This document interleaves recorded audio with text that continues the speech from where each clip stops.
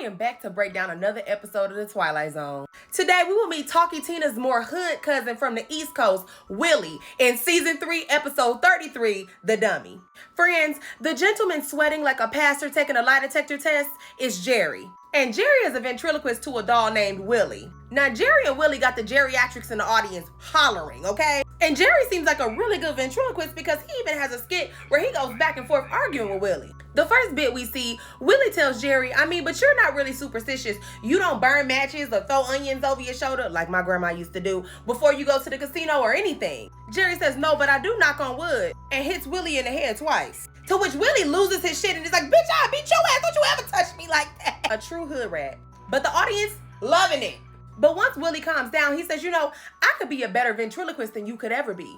And Jerry is like, oh, really? He like, yeah. Watch this. Willie centers himself and starts to control Jerry. And the bit is good. And that's when I lean in because I say, uh-oh.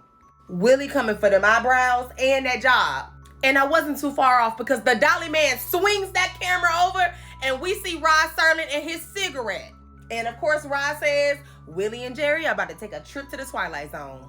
Now, at the end of the act, Willie threatens Jerry and is like, you just wait till we get back in that green room. And Jerry is like, all right, friend, we're going to go ahead and get off this stage. Willie yells out to the audience, you wait until I shake this lame asshole. Y'all gonna see some real class. Jerry covers his mouth and carries him off the stage. And as he's covering his mouth, Jerry goes, ouch, as if Willie bit him. Meanwhile, the dancers at the Players Club are like, girl, is he all right? The girls are like, anyway, 5, 6, 7, 8. And I ain't gonna hold y'all. I also thought that Jerry was a little bit dramatic here and hallucinating. Until Jerry looks down at his hand and we see a damn bite mark. Rod Serling, my brother in Christ in chaos. But also, you dirty bitch. You know we got action figures and collectible dolls and shit in our house, and you give us 2 episodes of dolls that we should be afraid of? And my fears are confirmed when Jerry sits down in his vanity. Willie is facing the mirror, but when Jerry turns around, Willie's head is all the way around. Honey, set it on fire. The venue has insurance. But instead of taking the action that he should have, in his paranoia, he does what a lot of people do. Tells his liver to square up. And Willie just sitting over there looking like, yes, drink you weak bitch. And I want y'all to know, Jerry didn't have a mixer, a lime, a salt rim, or anything. He took it to the head, baby. He is stressed. His manager walks in and is like, pretty good job for a small house. And when he walks up and turns Willie's head around, Jerry is like, don't do that. I told you about that. And this is when we find out that Jerry's manager believes that he has a little bit too much dip on his chip. And that dip is liquor-based. And the manager is going on and on to Jerry about how he needs to take care of himself and stop drinking. And the manager goes, if you stay on that stuff, you're going to continue to have thoughts of unaliving yourself. I said, Jerry. The manager hits his hand on the table in frustration, but you can tell it kind of actually hurt the actor a little bit. And the manager is like, look, your doctor has said. And Jerry's like, yes, he said I'm schizophrenic. He said I'm bipolar. Like, he goes through all of the ailments that his doctor says that he has. And I am yelling at the television, show him your hand, Jerry. Because if you show him them little Chucky-sized bite marks on your hand, he may believe you. And then you can set the club ablaze, and I won't have to break down 30 minutes of gaslighting. But no, here we are. Jerry's manager had it with him at that point. He's like, girl, this is a doll. Meanwhile, Willie looking up at him like, I'm not a doll, I'm the doll. It's Willie the Stallion. His manager is like, look, I'm going to give you one more chance because I have held your hand. I've dealt with your excuses. I've lied to whole clubs about where you are and why. But tonight it ends. He says, tonight you get your ass on that stage and you play the bit like I wrote it anime. Jerry says, you know what? I have more than one dummy.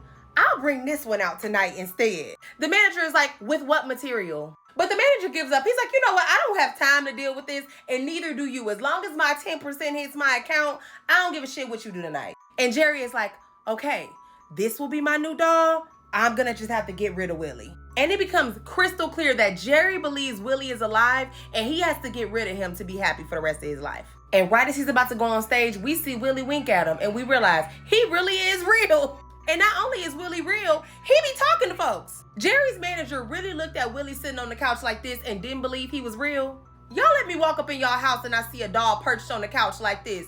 I'm putting that bitch in the dishwasher. And then I'm putting whatever is left from the dishwasher in the garbage disposal. Because it's cheaper for me to fix that than to try to banish whatever this is. No, ma'am. And the dancers think it's cute. They're like, oh, he is so talented. No, baby, it's demonic. Y'all, when you watch this episode back, the voice was coming from inside the room. How did they think he threw his voice in the room? Ladies. Anyway, Jerry gets on the stage with new Willie.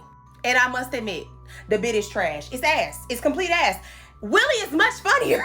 Satanic doll aside, the bitch is funny.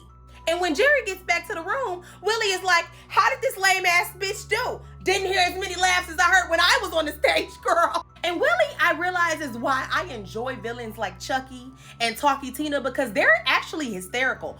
Grade A comedians. But here's T. While Jerry was on the stage, the club owner and his manager are having a conversation. And the club owner is like, where is Willie? The club owner makes it very clear. Either you get Jerry and Willie to do some crowd work after this, or he ain't got to worry about us no more. But Jerry has another plan, because he's like, I'm taking over my life and you are not going to run me. And he puts Willie's ass in the trunk. And once his manager comes in there and realizes that Jerry is not going to do crowd work, he's like, you know what? I'm quitting and you can have your 10% and do whatever you want, but I'm out this bitch. So Jerry takes new Willie and he leaves the club. But once he hits the alley of the club, he starts to hear Willie's voice. Oh, come on, Osborne. I wouldn't lock you in a trunk. Didn't you forget Willie? And not only is he hearing his voice, he's starting to see him in shadows. I want to remind y'all, Jerry has a cigarette in his hand. And if you're in an alley, you're probably near motor oil. Light that bitch on fire. Now, in no way or fashion does Make That Magic condone arson. However, hood paranormal calls for hood action. Light it ablaze. Baby, bill me later. It gets worse. One of the dancers starts walking towards Jerry and she's like, are you okay? He starts being hella weird and he's like, yeah, can we go get a drink? I've always really thought you were pretty. I just really don't want to be alone. I'm tired of hearing these voices. Jerry, this is not how you get somebody to go to the Waffle House with you. This is not how we get a one-night stand. You need to bring it down. In fact, he's so creepy, sis runs away in heels.